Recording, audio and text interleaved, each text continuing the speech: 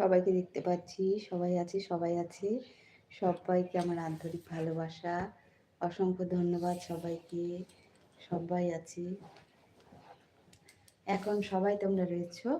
আমি একটি ছোটদের কবিতা বলছি, শোনো। সেদিন আমাকে একজন বলছিল এক ভাই কবিতা শোনাতে, তখন আমি রিঙ্কির লাইভে ছিলাম, রিঙ্কি বলে। কিন্তু অন্যের লাইভে গিয়ে তো শোনানো যায় না, লিখে দেয়া যাবে। তাই আমি আজকে একটু কবিতা শোনাচ্ছি, তোমরা শোনো। যদি ভালো লাগে একটু লাইক করো। লাইক তো করেই দিয়েছো তোমরা আমাকে।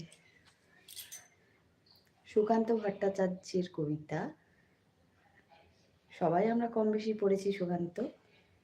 আজকে বলছি, পাঠ করছি। সুচিকিৎসা। বদ্রীনাথের সর্দি হলো কলকাতাতে গিয়ে। আচ্ছা করে জোলাপ নিল নস্যিনাকে দিয়ে। ডাক্তার এসে বলল কেশে বড়ই কঠিন ব্যামো। এসব কি সুচিকিৎসা? আরে আরে রামো, আমার হাতে পড়লে পরে এক্স-রে করে দেখি রোগটা কেমন, কঠিন কিনা আসল কিংবা মেকি।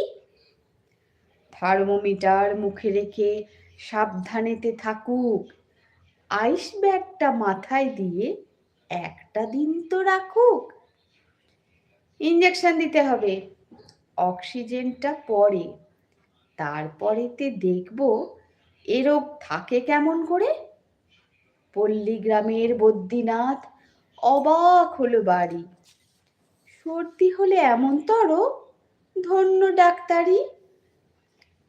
এই দেখো কবিতা শুনতেই, এই দেখো আমার বিড়াল ছানা চলে এসছে একদম। এই চল ছড়। সন্ধ্যাবন বলছে বা খুব সুন্দর।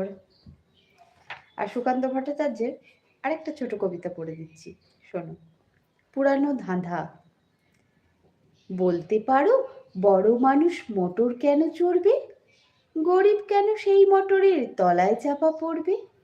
বড় মানুষ ভোজের পাতে ফেলে লুচি মিষ্টি, গরিবরা পায় খোলাম কুচি।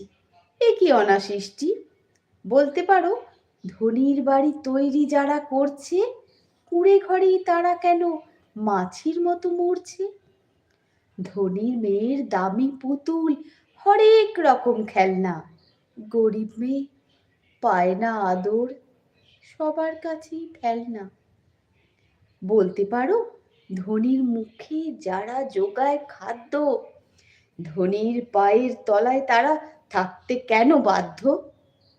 হিংটিং ছট প্রশ্ন এসব মাথার মধ্যে কামড়ায়, বড় লোকের ঢাক তৈরি গরিব লোকের চামড়ায়।